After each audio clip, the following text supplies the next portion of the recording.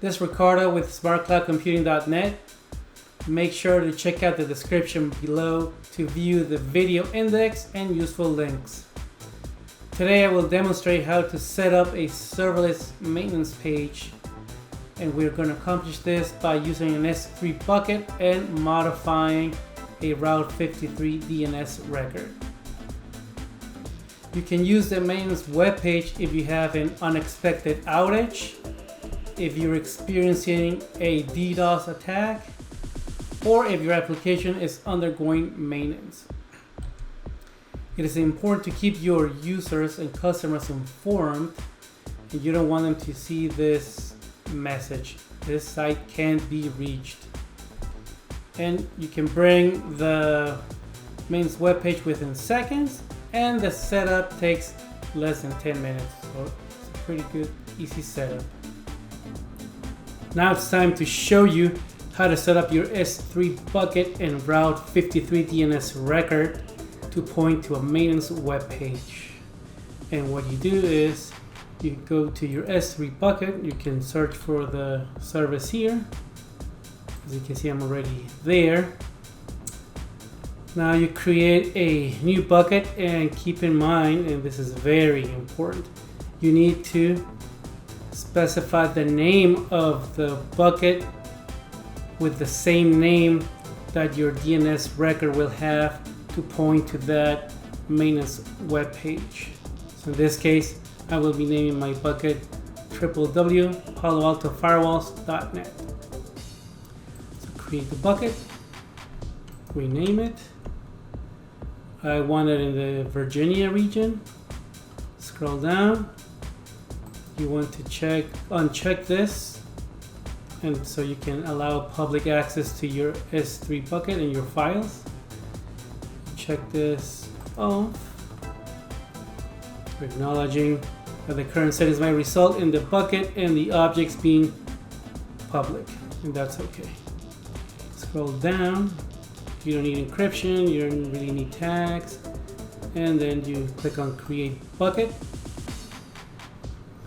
Once the bucket has been created, click on it, and then you go to properties.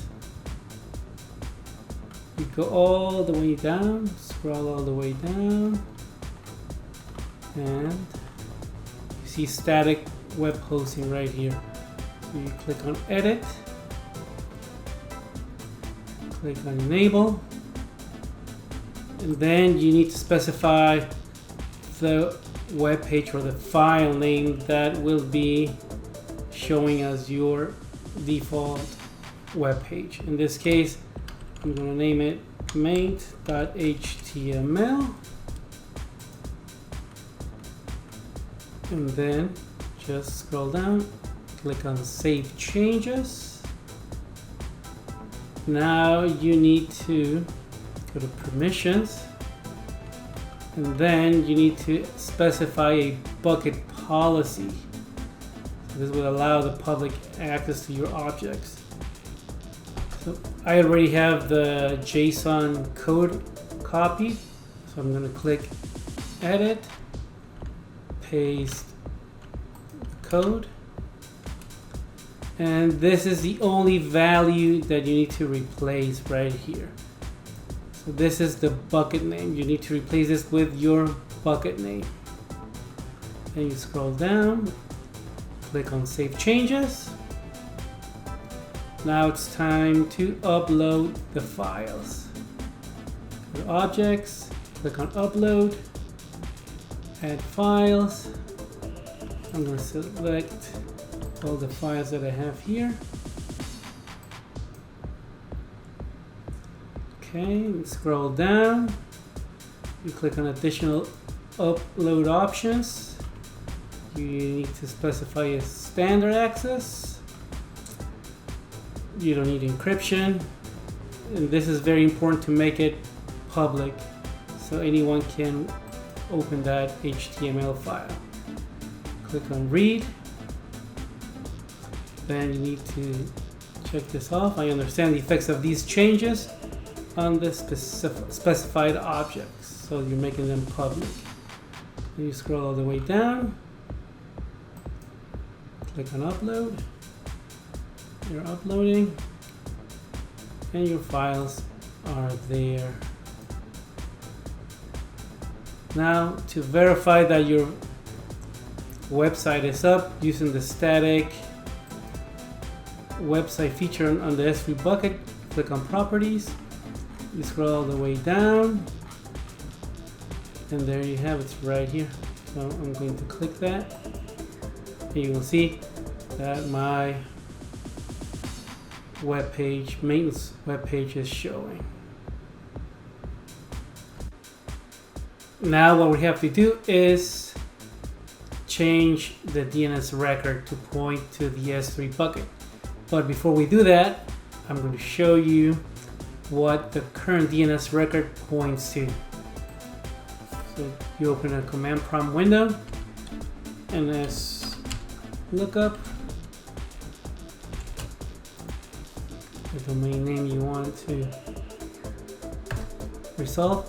So you can see right now it's resolving to this IP. I will make the Route 53 DNS changes, and I will show you how fast it changes and it resolves to the new domain or IP address. So you have to go to Route 53 and you have to go to hosted zones, and then you will see all your domains. In this case, I filtered out by the domain I want to edit, which is paloaltofirewalls.net. Click on that, and you can see my www record is pointing to the IP address that you saw in the command prompt resolving to this IP. So now what we do is click here, we edit the DNS record, and then we're going to tell it to point to an alias to S3 website endpoint. Then you choose the region, Virginia, and then you will see, you click here and you will see that this is already populated with the S3 bucket name. So you click here and then click on Save Changes.